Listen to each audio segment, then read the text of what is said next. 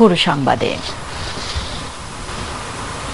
শিশুরা যাতে অপরাধ কর্মকাণ্ডে জড়িয়ে না পড়ে সেদিকে নজর রাখতে শিক্ষক ও অভিভাবকদের প্রতি আহ্বান জানিয়েছেন প্রধানমন্ত্রী শেখ হাসিনা।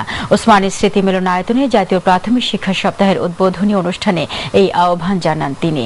প্রধানমন্ত্রী বলেন, প্রত্যেক শিশুকে দেশের যোগ্য নাগরিক হিসেবে গড়ে তুলতে প্রাথমিক শিক্ষা সঠিক পথে চলছে কিনা তা খেয়াল রাখতে হবে। দর্শক আরো জানাচ্ছেন রাকিব হাসান। জাতীয় প্রাথমিক শিক্ষা সপ্তাহ উপলক্ষে আয়োজিত অনুষ্ঠানে প্রধান অতিথি প্রধানমন্ত্রী শেখ হাসিনা। মাননীয় সংসদ সদস্যবৃন্দ, শিক্ষার আলো জ্বালবো, ডিজিটাল বাংলাদেশ গড়ব। এবারের প্রতিপাদ্যটিকে সময়োপযোগী উল্লেখ করে শিক্ষা খাতে সরকারের নেয়া নানা পদক্ষেপের কথা তুলে ধরেন তিনি। ক্ষুধামুক্ত দারিদ্র্যমুক্ত দেশ গড়তে গেলে শিক্ষাই হচ্ছে মূল হাতিয়ার। শিক্ষা ক্ষেত্রে আমরা বাজেটে যে টাকা দেই এটাকে আমরা কখনো ব্যয় হিসেবে মনে করি না। আমি মনে করি এটা হচ্ছে একটা বিনিয়োগ করা, কারণ বিনিয়োগের মাধ্যমে আমরা আমাদের দেশের ভবিষ্যৎ বংশধরদেরকে গড়ে তুলছি। প্রতিটি শিশুকে দেশপ্রেমিক ও আদর্শ নাগরিক হিসেবে গড়ে তোলার পাশাপাশি কোনো প্রকার অপরাধ কর্মকাণ্ডের সাথে যেন জড়িয়ে না পড়ে সেদিকে নজর দিতে সকলের প্রতি আহ্বান জানান প্রধানমন্ত্রী।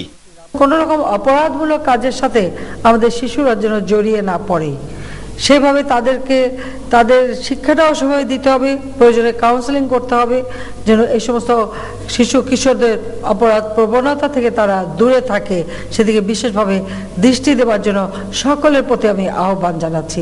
কারণ আমরা মাঝে মাঝে দেখি ইদানিং কিছু কিছু শিশু কিশোরদের মধ্যে এই ধরনের অপরাধ প্রবণতা দেখা যাচ্ছে। কাজে এগুলি বন্ধ করা, এটা শুধু শাসন করে নয়, সাথে সাথে আদর করে বুঝিয়ে সুঝিয়ে দরকার হলে কাউন্সেলিং করে তাদেরকে এই পথ থেকে বিরত থাকা, এই পথ যে ভালো পথ না, এটা যে খারাপ কাজ সেটা তাদের বুঝাতে হবে। দেশের প্রত্যন্ত অঞ্চলের শিক্ষা প্রতিষ্ঠানে ডিজিটালের ছোঁয়া পৌঁছে দিতে স্থানীয় সংসদ সদস্য এবং বিত্তবানদের এগিয়ে আসার নির্দেশ দেন শেখ হাসিনা। আমার যেমন সংসদ সদস্যরা আছেন বা বিত্তশালী মানুষ প্রচুর আছে, বিত্তশালী মানুষ অনেকের তো এত টাকা হয়ে গেছে যে খরচ করার জায়গাই পায় না। তো তাদেরকে আমি আহ্বান করব যে তার নিজের নিজের এলাকা বা জেলা বা গ্রামে সেখানে যত স্কুল আছে সেখানে তারা যদি একটা ল্যাপটপ আর একটা প্রজেক্টর, খুব বেশি দাম পড়ে না, এবং তারা যদি একটা উপহার দেন স্কুলগুলিতে, তাহলে অনেক সহজে আমাদের ছেলেমেয়েরা এই মাল্টিমিডিয়া ক্লাসরুম আমরা সরকারি পক্ষ থেকে দিচ্ছি, কিন্তু এই ক্ষেত্রে আমাদের বেসরকারি উদ্যোক্তা বা ব্যবসায়ী যারা বা অন্যান্য যারা আছেন তারা সবাই যদি ভলান্টিয়ার করেন বা নিজেরা যেসব স্কুল কলেজে পড়ে আসছেন সেগুলিতেও তারা যদি এভাবে একটু অনুদান দেন তাহলে খুব সহজে হয়ে যায়। পরে প্রাথমিক শিক্ষা খাতে অবদান রাখায় শিক্ষক, কর্মকর্তা, কর্মচারী সহ শিক্ষার্থীদের হাতে সম্মাননা ক্রেস্ট তুলে দেন প্রধানমন্ত্রী শেখ হাসিনা। রাকিব হাসান, মাই টিভি, ঢাকা। আইন ভঙ্গকারীকে বিচারের মুখোমুখি হতেই হবে জানিয়ে স্বরাষ্ট্রমন্ত্রী আসাদুজ্জামান খান কামাল বলেছেন, সাংবাদিক লাঞ্ছিত করার ঘটনা অনাকাঙ্ক্ষিত ও দুঃখজনক। ইতিমধ্যে তদন্তে দোষীদের বিরুদ্ধে কঠোর ব্যবস্থা গ্রহণের কথাও জানান তিনি। পুরনো ঢাকার সূত্রাপুরের KL জুবিলি স্কুল ও কলেজের 150 বছর পূর্তি অনুষ্ঠানে স্বরাষ্ট্রমন্ত্রী এসব কথা বলেন। সেদিনের অনাকাঙ্ক্ষিত ঘটনাটা সত্যি দুঃখজনক। আমি এটার জন্য আমাদের এডিসির নেতৃত্বে, আমাদের রমনা এডিসির নেতৃত্বে একটি টিম হয়েছে 3 সদস্য, এবং যিনি কর্মটি করেছেন তাকে ক্লোজ করা হয়েছে, সেটা আমরা সবাই জানি। আমরা এটুকুই আমরা বৃহস্পতিবারের হরতালে সাংবাদিক নির্যাতনে জড়িত পুলিশ সদস্যদের বিরুদ্ধে ব্যবস্থা নেওয়া হবে বলে জানিয়েছে পুলিশের মহাপরিদর্শক AKM শহীদুল হক। দুপুরে শরীয়তপুরে পালং তুলাসার সরকারি উচ্চ বিদ্যালয়ের প্রাক্তন শিক্ষার্থীদের পুনর্মিলনী অনুষ্ঠানে প্রধান অতিথির বক্তব্যে তিনি এই কথা বলেন। এর আগে অনুষ্ঠানের উদ্বোধন করেন পুলিশের মহাপরিদর্শক। 1973 সালে এই বিদ্যালয় থেকে SSC পাশ করেন পুলিশ প্রধান শহীদুল হক। অনুষ্ঠানে উপস্থিত ছিলেন জেলা প্রশাসক মাহমুদুল হুসাইন খান, পুলিশ সুপার সাইফুল্লাহ আল মামুন ও জেলা পরিষদ চেয়ারম্যান সহ বিদ্যালয়ের প্রাক্তন ও বর্তমান শিক্ষার্থীরা। বাংলাদেশ পুলিশ কিন্তু মানুষের মধ্যে আস্থা, স্বস্তি, সেন্স অফ সিকিউরিটি আমরা ফিরিয়ে আনতে সক্ষম হয়েছে। যারা মিডিয়া কর্মী, সাংবাদিক ভাইয়েরা, তাদের মাধ্যমে তো রাষ্ট্রের সবকিছু জনসম্মুখে আসে, আমাদের পুলিশি কর্মকারী জনসম্মুখে আছে। কাজেই সাংবাদিকদের সাথে মিডিয়ার সাথে আমাদের তো একটা সুসম্পর্ক সবসময় থাকে, তার মধ্যে অনেক সময় ব্যত্যয় ঘটে যায়, যেটা ঢাকাতে গত পরশুদিন হয়েছিল হরতালেতে। তারা সিরিয়াসলি নিশ্চিত তদন্ত হয়েছে, অ্যাকশন নেওয়া হয়েছে, ভবিষ্যতে আরো দায়ী ব্যক্তির ব্যবস্থা নেওয়া হবে। ঢাকা আন্তর্জাতিক বাণিজ্য মেলায় বেজে উঠেছে বিদায়ী সুর। আর মাত্র দুদিন পরেই শেষ হয়ে যাবে এই মেলা, তাই শেষ মুহূর্তে কেনাকাটায় ব্যস্ত নগরবাসী। এবছর কোনো রাজনৈতিক কর্মসূচি না থাকায় মেলায় বেচা কেনা নিয়ে সন্তোষ প্রকাশ করেছেন ক্রেতা বিক্রেতারা। খোকন চৌধুরীর ক্যামেরায় আরো জানাচ্ছেন জাহিদ আহমেদ বাবু। আর মাত্র একদিন পরেই মাসব্যাপী বাণিজ্য মেলার জবনিকা ঘটবে। শেষ মুহূর্তে স্বতঃস্ফূর্ত লোক সমাগমে মুখর এই মেলা। মেলায় এসেছেন ছোট বড় সবাই। পছন্দের পণ্য কেনার পাশাপাশি কিনছেন আইসক্রিম ও অন্যান্য খাদ্য সামগ্রী। কেনাকাটা করতে আসছি কিন্তু এত ভিড়, গরমে আইসক্রিম খাচ্ছি। আমি অনেক কিছু কিনেছি, হাড়ি পাতিল কিনেছি, চকলেট কিনেছি। আমি বাণিজ্য মেলায় আইছি, হাত ক্রিম ভালো লাগছে। অনেকেই একাধিকবার মেলাতে এলেও শেষ মুহূর্তে এসেছেন সুলভ মূল্য পণ্য কেনার আশায়। এই নিয়ে 8 বার আসলাম মেলায়, বারবার আসতে মন চায়। অনেক কিছু আছে এখানে কেনার মতো। হাড়ি পাতিল কিনছি, এটা কেনার বাকি ছিল, তার জন্য একদিন আসলাম আর কি। এর আগে একবার আসছি, এবার আসলাম। শেষবার বেলাতে ঘুরে দেখে যাই। 70% 50% ডিসকাউন্ট এবং কাপড়ের মানও খুব ভালো, এই জন্য কেনা। শেষ বলে কথা, তাই পণ্যের অধিক দাম হাঁকানো হচ্ছে বলে অভিযোগ কোনো কোনো ক্রেতার। এবার আমাদের চাহিদা অনুসারে যে ধরনের পণ্য আসার কথা, গুণগত মান, ওই ধরনের পণ্য আসে নেই, কিন্তু আমাদের লোকাল পণ্যে 6 লাভ, যেগুলোর অতিরিক্ত দাম। আর মেলায় আশাতীত ব্যবসা হওয়ায় খুশি বিক্রেতা ও স্টল মালিকরা। খুব আনন্দে কাটাইছি, আর কাস্টমার ক্রাউডটা ছিল অনেক বেশি। আলহামদুলিল্লাহ সেল অনেক ভালো হয়েছে, অনেক ভালো বেচা কেনা হচ্ছে। শেষের দিন বলতে তো খুব ভালো হচ্ছে। সরকারকে অশেষ ভাবে ধন্যবাদ, কারণ তার পৃষ্ঠপোষকতা আছে বিধায় আমরা এখানে সুন্দরভাবে সুষ্ঠুভাবে মেলাটা করতে পেরেছি। বিদায় সুর বেজে উঠেছে ঢাকা আন্তর্জাতিক বাণিজ্য মেলায়।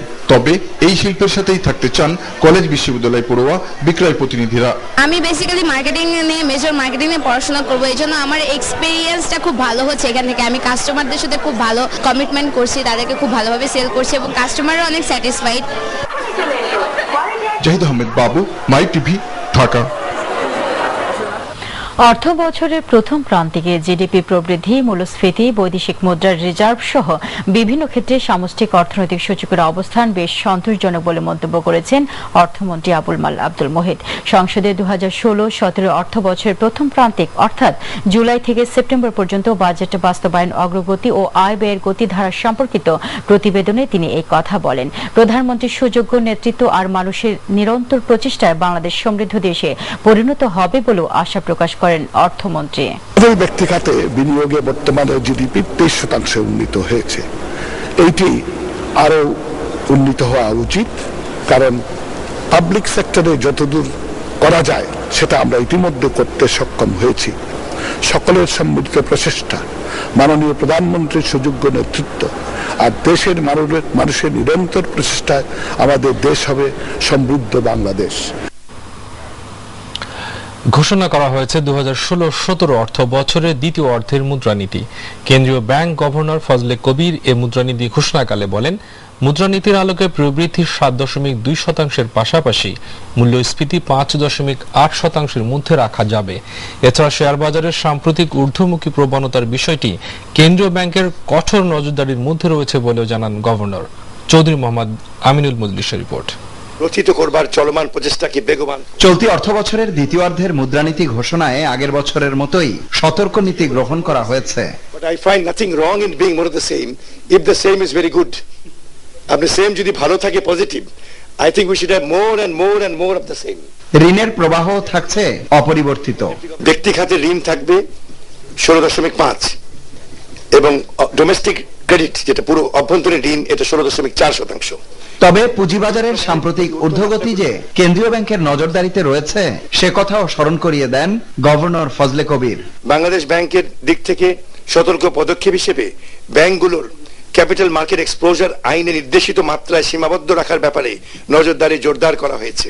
অস্বাভাবিক লাভের আশায় মূলধন বাজারে বিনিয়োগের অপব্যবহার না করা হয় সে বিষয়ে নজরদারি জোরদার করতে হবে।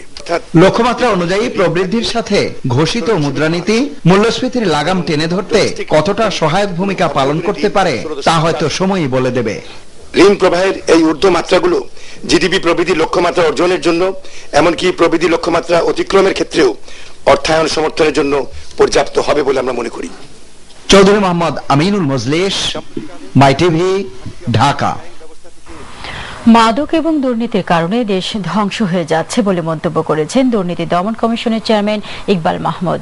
রাজধানীতে এক সেমিনারে এই মন্তব্য করেন তিনি। দুর্নীতির কারণে দেশের প্রবৃদ্ধি 2% কমে যাচ্ছে উল্লেখ করে সামাজিক এই ব্যাধি নিয়ন্ত্রণে কার্যকর পদক্ষেপ নেওয়ার উপরও জোর দেন তিনি।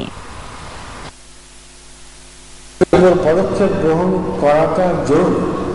2 থেকে 3 ভাগ জিডিপি এই দুর্নীতির কারণে নষ্ট হয়ে যায়। ড্রাগের কারণে অনেক ছেলেমেয়ের জীবন নষ্ট হয়ে যাচ্ছে। যেটাকে বুঝতে হবে এটি আমার দেশ, এই দেশের উন্নয়ন, এই দেশের ভালো মন্দ আমাকে এফেক্ট করবে, আমার ছেলে মেয়ে, তার ছেলে মেয়েকে এফেক্ট করবে। নির্বাচন কমিশন গঠনকল্পে বিএনপির পক্ষ থেকে নাম দেয়া হবে কিনা এ বিষয়ে সিদ্ধান্ত নিতে গুলশানে বিএনপি চেয়ারপারসন বেগম খালেদা জিয়ার রাজনৈতিক কার্যালয়ে বৈঠক অনুষ্ঠিত হয়েছে। খালেদা জিয়ার সভাপতিত্বে বৈঠকে বিএনপি মহাসচিব মির্জা ফখরুল ইসলাম আলমগীর সহ স্থায়ী কমিটির অন্য সদস্যরা উপস্থিত ছিলেন। তবে সার্চ কমিটির কাছে বিএনপির পক্ষ থেকে 5 জনের নাম দেয়া হবে কিনা এ বিষয়ে কিছু জানানো হয়নি।